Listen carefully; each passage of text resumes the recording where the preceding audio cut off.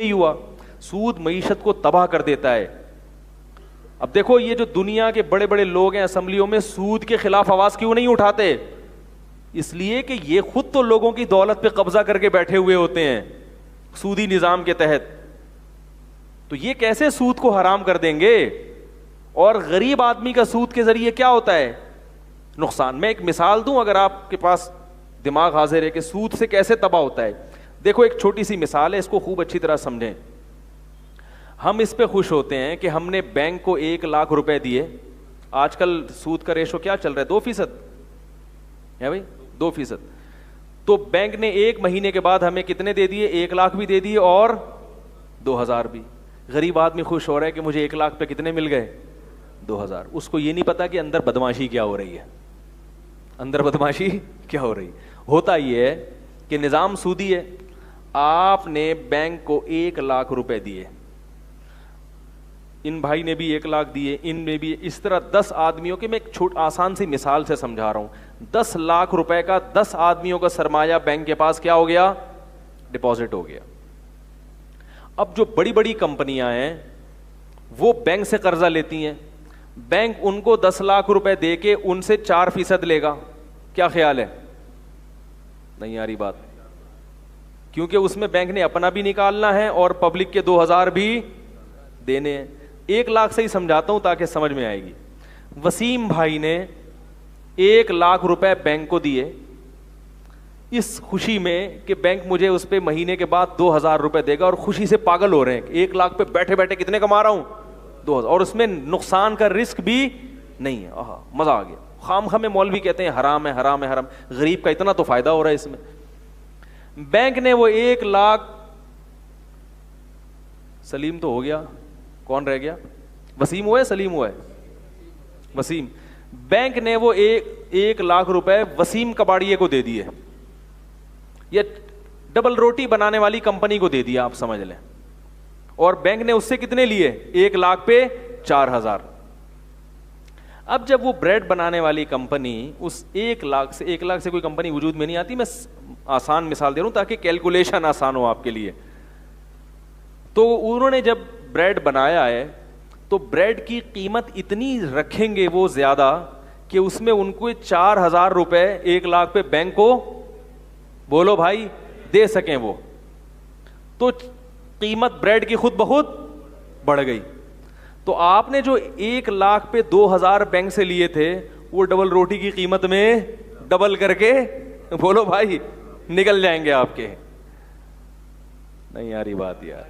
और आप इस पे खुश हैं कि 1 लाख पे मुझे कितने मिल रहे हैं? वो नहीं मिल रहे आपको, वो दूसरी साइड से जा रहे हैं, खा रहे हैं वो। एक नुकसान ये।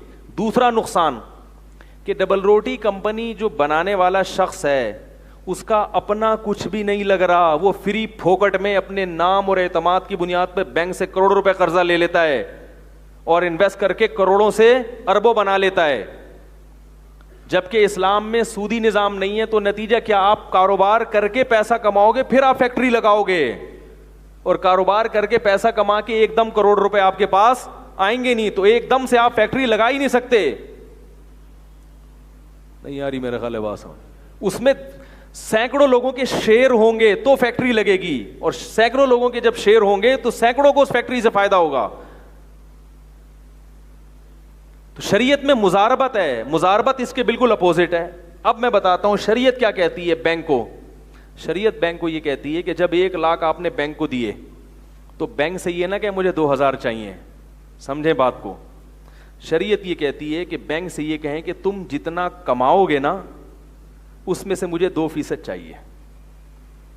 भाई 1 लाख का 2% 2000 होता है ना, तो शरीयत कहती है 2000 नहीं बोलो, क्या बोलो, कितना चाहिए? 2%। 1 लाख पे नहीं, 1 लाख से जितनी अर्निंग होगी उस पे मुझे कितना चाहिए? बोलो भाई, 2%।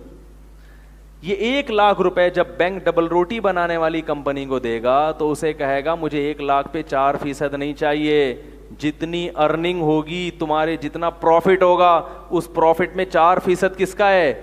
बोलो भाई, मेरा है।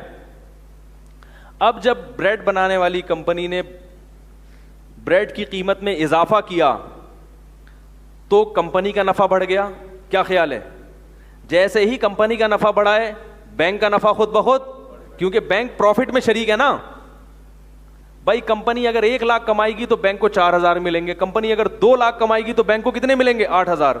और बैंक का नफा बढ़ने से जिस आदमी ने 1 लाख बैंक को दिए हैं उसका प्रॉफिट रेशो खुद ब खुद बढ़ जाएगा। अब डबल रोटी की कीमत अगर 100 गुना बढ़ जाए तो डबल रोटी खरीदने वाले को बैंक से नफा भी 100 गुना बढ़ जाएगा। तो चीजों की कीमत महंगे होने से इसका प्रॉफिट भी बढ़ेगा, इसकी अर्निंग भी बढ़ेगी।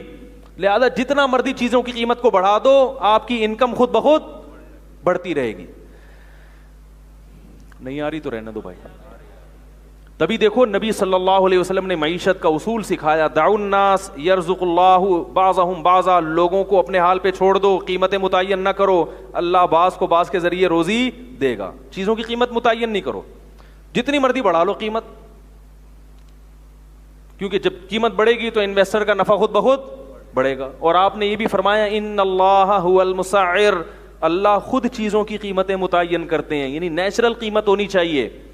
ये एक बहुत अलग मौजू है, इस पर मैं अभी, मेरा टॉपिक नहीं है, इस पर कुछ आपको इश्कालात भी होंगे, उन इश्कालात के जवाबात भी हैं, लेकिन ये मेरा मौजू नहीं है। बताने का मकसद ये है कि किस तरह दुनिया में सूद खोरों ने सूदी निज़ाम को नाफिज करके चंद हाथों में पूरी दुनिया की दौलत जमा हो गई। ये नेचुरल तकसीम नहीं है दौलत की, फ्री फोकट में करोड़ों रुपए कमा कमा के लोग दे रहे हैं और बैठे बैठे करोड़पति बन रहे हैं। और जो गरीब आदमी है उसके पास कुछ भी नहीं आ रहा, नोट से नोट, नोट से नोट, नोट से नोट छापते चले जा रहे हैं। तो अगर अल्लाह ताला ने मखलूक को ये इख्तियार दे दिया होता, जैसे कि आजकल मखलूक के पास है, तो इसमें इंसान का इस्तेहसाल है, इंसान का दिवालिया निकल रहा है। इसलिए अल्लाह ने अच्छाई और बुराई का क्राइटेरिया किसके हाथ में रखा है? बोलो ना भाई, अपने हाथ।